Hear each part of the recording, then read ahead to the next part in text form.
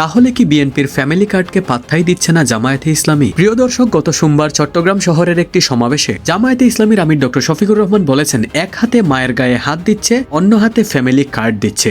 রাখ তোদের family card. চাঁদাবাজ, দুর্নীতিবাজ, মামলাবাজ, নারীদের ইজ্জত হরণকারীদের আপনারা রুখে দিবেন। জামায়াত আমির বলেন, তারা এতদিন হে বুটের কথা বলেনি, ঠেলার নাম বাবাজি। এখন আস্তে আস্তে গণভোটে হে বুট দেওয়ার কথাও বলছে। তাদের মুখের কথা যেন বুকের কথা হয় সেটা দেখতে চাই। এর আগে আরেকটা নির্বাচনী জনসভায় জামায়াত আমির বলেন, আগামী 12ই ফেব্রুয়ারি দেশের মানুষ 11 দলীয় জোটকে ভোট দিবে। পরের দিন 13ই ফেব্রুয়ারি চাঁদাবাজ মুক্ত দেশ থাকবে জনগণ। এখন সেই সময়ের অপেক্ষা করছে দেশবাসী। তিনি বলেন, দেশের মানুষ সিদ্ধান্ত নিয়ে ফেলেছে। গোটা বাংলাদেশ বলে দিয়েছে তারা চাঁদাবাজকে এদেশে আর চায় না। ঢাকা বিশ্ববিদ্যালয় দিয়ে যে গাড়ি চলা শুরু করেছে, সেই গাড়ি জাসুতে সামান্য সময়ের জন্য থেমেছে। এই গাড়ি চলতেই থাকবে। আধিপত্যবাদের গোলামদের সাথে বাংলাদেশ আর নাই। তো প্রিয় দর্শক, জামায়াত আমিরের এমন স্টেটমেন্ট সম্পর্কে আপনার কিছু বলার থাকলে অবশ্যই কমেন্টে জানাবেন।